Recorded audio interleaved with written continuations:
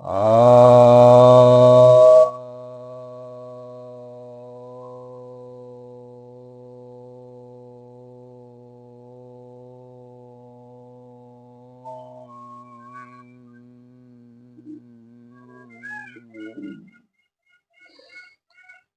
सभी भक्तजनों को सप्रेम नमन। भक्तों, आप लोगों ने समाचार सुने होंगे कि सुप्रीम कोर्ट ने आज SC ST के आरक्षण पर बहुत ही ऐतिहासिक फैसला दिया है। यह जो फैसला है ये 7 जजों की बेंच का है।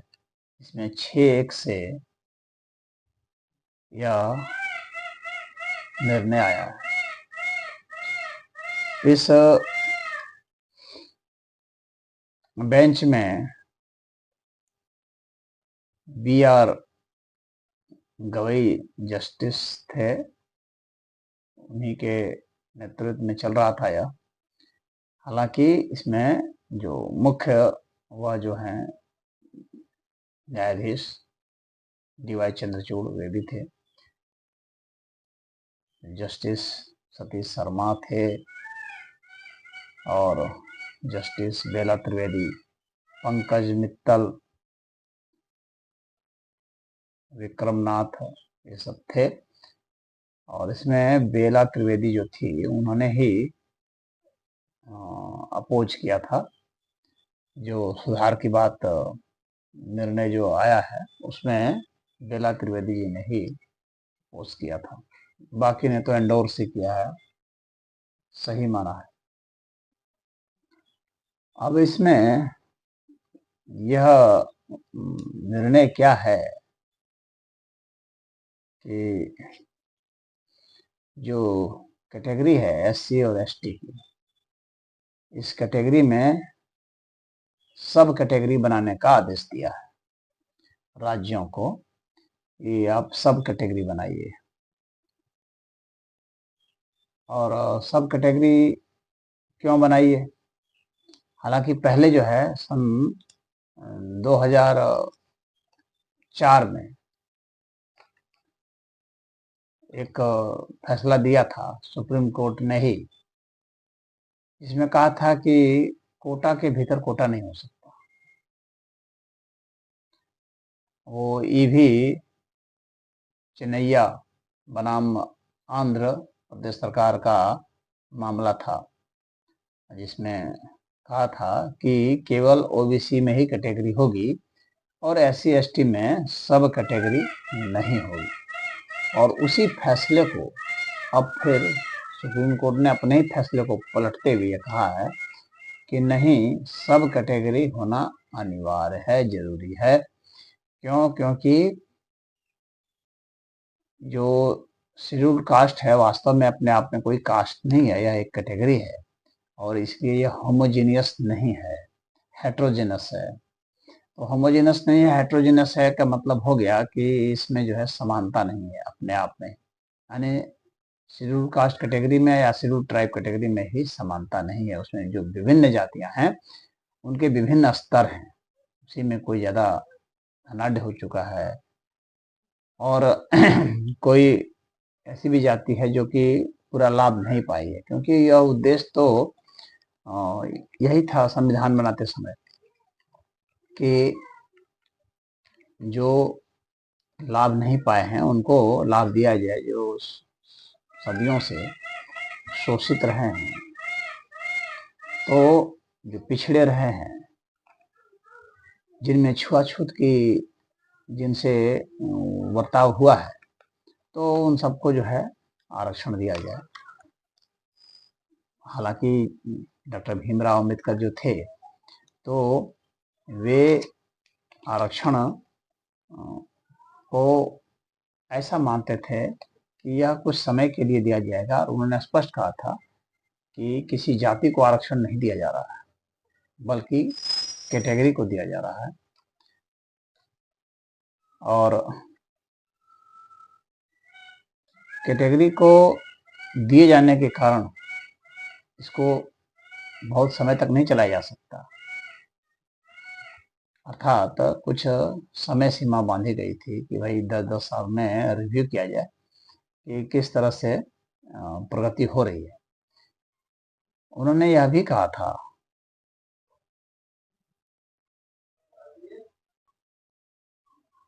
और अम्बेडकर जी ने यह कहा कि यह आरक्षण जो है बराबर के लिए नहीं है, कि मूल सिद्धांत जो है वह बराबरी का है और यह अपवाद है, यह अपवाद स्वरूप उनको दिया जा रहा है आरक्षण। तो आर्टिकल 14 और आर्टिकल 15 ये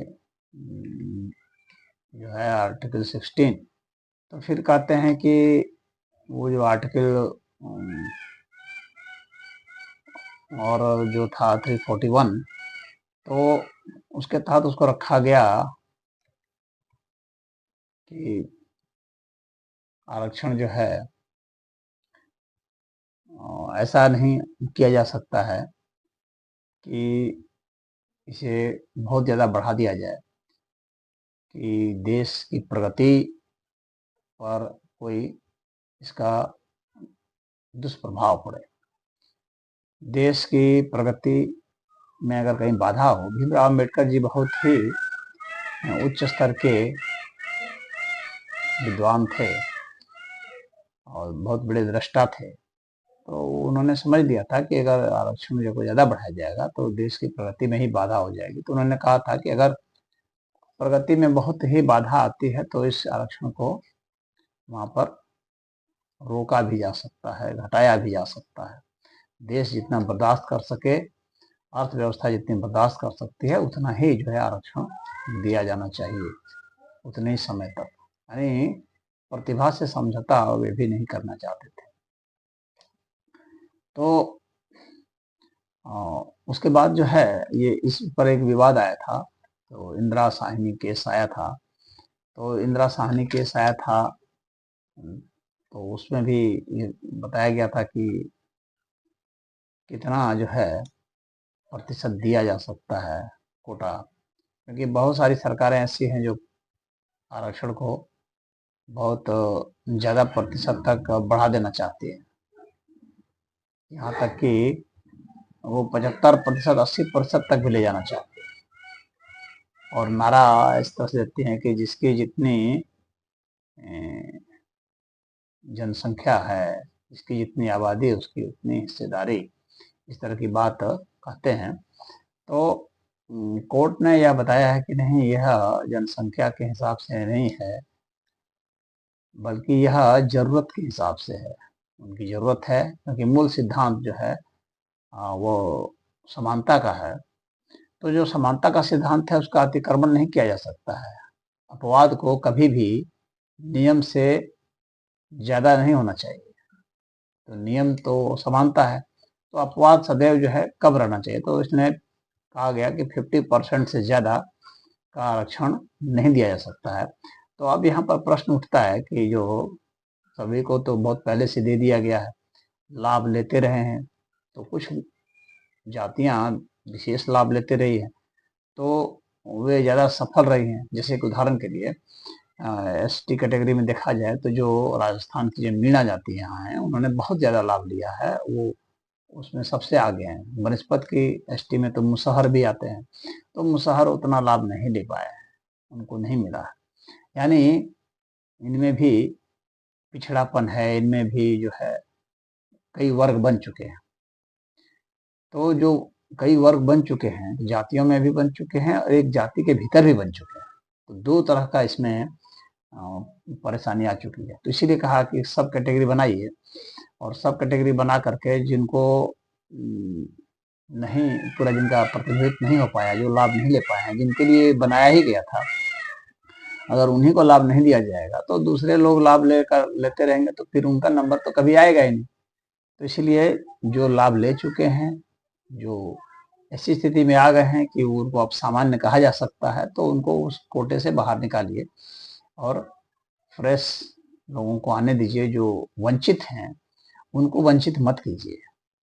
तो जो वास्तव में वंचित हैं उनको वंचित नहीं किया जाए, उनके लिए ही आरक्षण है, तो उनको आने दिया जाए और वो लाभ लेंगे तो अच्छा रहेगा। तो जैसे जस्टिस पंकज मित्तल जो हैं, उन्होंने तो यहाँ तक ये भी कहा कि एक पीढ़ी तक के लिए ही आरक्षण मिले, अगली पीढ़ी को आरक्षण ना दिया जाए। एक पीढ़ी को मिल गया, अब वो निकले, क्योंकि भारत में वैसे भी जो नौकरियां हैं काफ़ी कम हैं और सरकारी नौकरियां काफ़ी कम हैं और जनसंख्या बहुत है, तो इसमें नंबर तो कभी आएगा ही नहीं अगर इस तरह से आज के सिस्टम से चला जाएगा तो इसलिए जो लाभान्वित हो चुके हैं उनको हटाया जाए। यानी एक जनरेशन जिसने ले लिया या एक पीढ़ी ने ले लिया तो उसको हटा करके अब अगली पीढ़ी को मौका दिया जाए। और उसी तरह से और सभी में जैसे अदर बैकवर्ड क्लास जो है ओबीसी में क्रीमी लेयर का कॉन्सेप्ट आया है, यानी जो बहुत ही उसमें प्रभावी हो चुके हैं और धनाढ़ हो चुके हैं, उनको उसमें से निकाला जाए। अब जैसे उदाहरण के लिए मान लीजिए कि अभी जो कोई ऐसा अधिकारी है, आईएएस अधिकारी हो गया, आईपीएस हो गया है, तो या मंत्री हो गए हैं, तो उनके बच्चे जो हैं उनको क्यों आरक्षण चाहिए? वे तो समर्थ हो चुके हैं। तो वैसे को निकालने की बात हुई है, तो उसमें जो है अदर बैकवर्ड क्लास जो है उसमें 8 लाख की वह है सालाना जो है आय अगर है तो वह उससे अगर ऊपर है तो वह क्रीमी लेयर में आ जाएगा और उसको आरक्षण नहीं मिलेगा। तो उसी तरह सा क्रीमी लेयर जैसा कॉन्सेप्ट इसमें भी दिया जा रहा है। तो एक तो क्रीमी लेयर का कॉन्सेप्ट है, दूसरा एक ही पीढ़ी तक का दिया जाएगा, तीसरा सब कैटेगरी बनाई जाएगी। तो सब कैटेगरी बनाई जाएगी यानी उपवर्गीकरण किया जाएगा। तो यह जो है आदेश दिया गया है और अब इसमें कुछ लोग इस तरह से कह रहे हैं कि ये जो है जो राजनीतिक किस्म के लोग हैं वो कह रहे हैं कि इसमें जो है फैसला देने वाले हैं वो वहाँ भी जाति ढूंढ रहे हैं जाति के हिसाब से वो जो है वो फैसला नहीं आता है कोर्ट का, तब तो फिर कोई भी मुजरिम होगा तो कहेगा कि दूसरी जाति का जज था तो मुझे जो है सजा दे दिया जाता। तो जिस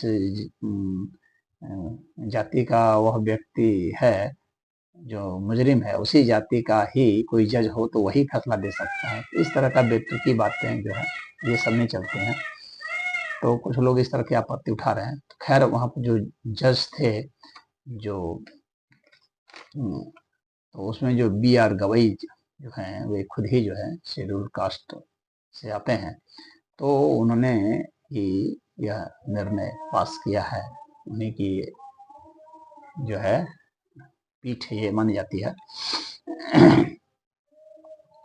तो अब इसमें जो क्रीमी लेयर का कॉन्सेप्ट आया तो पहले जो है जब डॉक्टर भीमराव अंबेडकर जी थे उसमें बात आ रही थी कि कॉन्स्टिट्यूशन में इसको डाला जाके नहीं, शुरुआत में तो अंबेडकर जी तो ये चाह रहे थे कि यह जो है बराबर के लिए न रहे।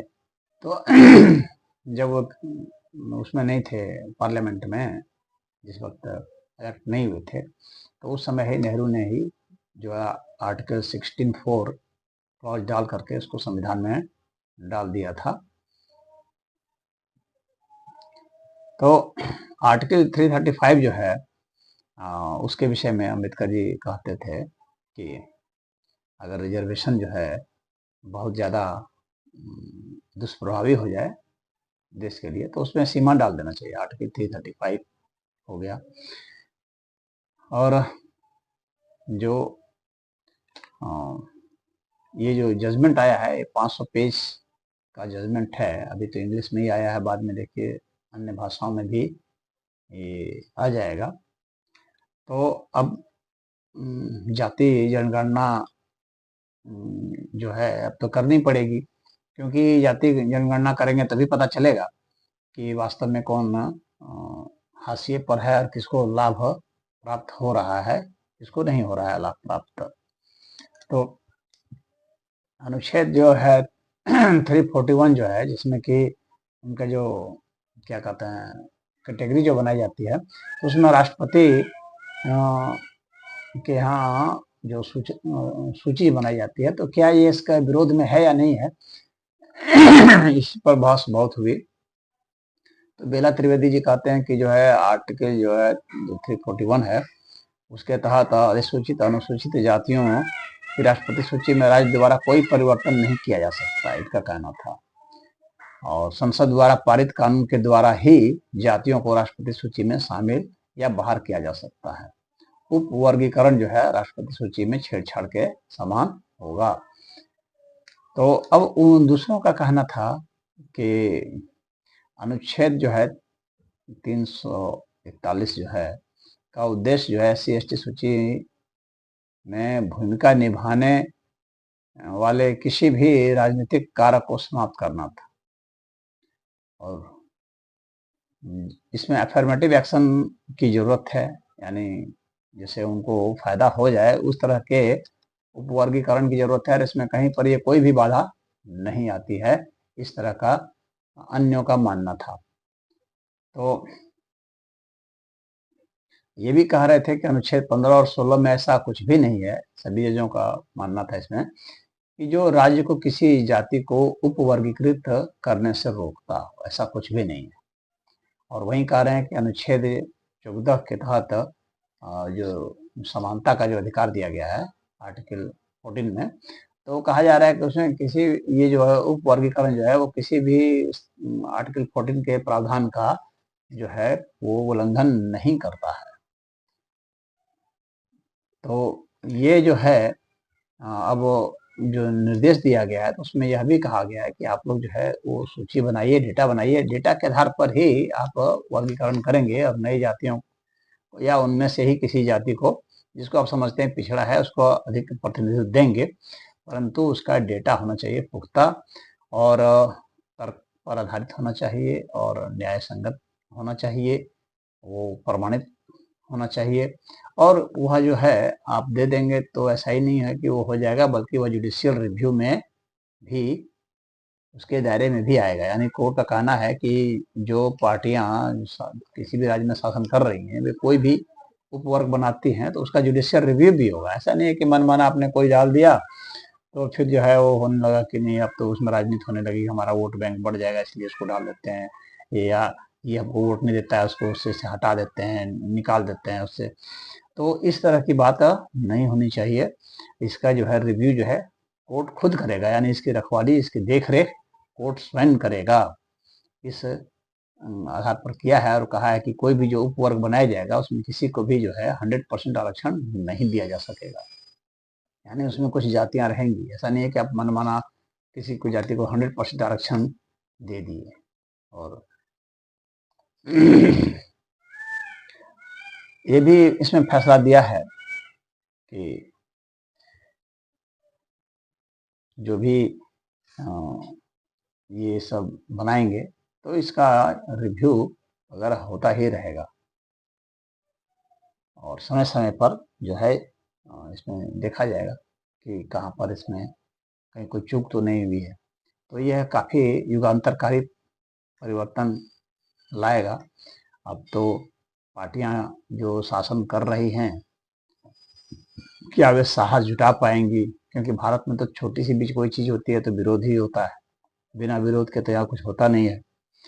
और अच्छी चीज़ हो या बुरी चीज़ हो विरोध होना ही होना है। तो यहाँ पर देखिए उथल पुथल होगा, कुछ लोग प्रोपागेंडा करेंगे, झगड़ा झंझट करेंगे, दंगे फसाद भी कर सकते हैं। क्या पार्टियों को ये जो है ये निर्देश आया है, इतनी हिम्मत होगी कि इस तरह का बना करके किसी को लाभ दे सकते हैं। और जिन लोग को बराबर खाने की आदत हो गई है, जो इसमें मलाई खाते रहे हैं, लाभ लेते रहे हैं, कोर्ट का खुद का कहना है कि वे लोग जो है इसको एक अधिकार समझते हैं और वे इसमें विरोध करते हैं और वे ये सोचते हैं कि इस तरह की बात कोई करता है तो वह दलित विरोधी है। इस तरह की मानसिकता उसमें है। यानी जो लाभ ले रहे हैं ऊपर वाले वर्ग, क्योंकि वो पैसे वाले भी हो चुके हैं, प्रभावी हो चुके हैं, तो वे आसानी से इसको जाने नहीं देंगे, वे विरोध करेंगे। वे इस नाम पर विरोध करेंगे कि दलितों में ही फूट डालने की योजना है, इस तरह की बात, या आरक्षण खत्म करने की योजना है। इसमें आरक्षण खत्म करने की कोई बात नहीं की गई है, इसमें तो बस आरक्षण को उसको रैशनलाइज करने की कोशिश की गई है कि उसको इस तरीके से हो कि वास्तव में लाभ पहुंचे। तो यह है, लेकिन यहाँ तो आप देखिए क्या होगा, भिन्न भिन्न पार्टियों के वो जो है वो रिएक्शंस आएंगे, भिन्न भिन्न राज्यों से भी आएंगे। जैसे तेलंगाना, आंध्र प्रदेश, तमिलनाडु का ने तो समर्थन किया है, स्वागत किया है। अन्य भी देखिए क्या करते हैं। कुछ समय में ये सारी बातें आएंगी और उसमें फिर देखेंगे कि क्या है यहाँ पर।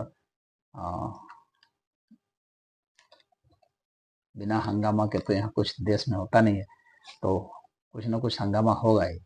लेकिन ये फैसला बहुत ही अच्छा है, न्याय संगत फैसला है हमारी नज़र में तो। और जिसमें जो वास्तव में जो वंचित हैं, जिनको ज़रूरत है, उनके लिए कोर्ट ने सोचा है। क्योंकि पार्टियां तो सोच नहीं रही थी, पार्टियां तो वोट बैंक के लिए सोच रही थी, न्याय के लिए तो वही सोचते हैं। तो इसमें इतना ही। हरिओम।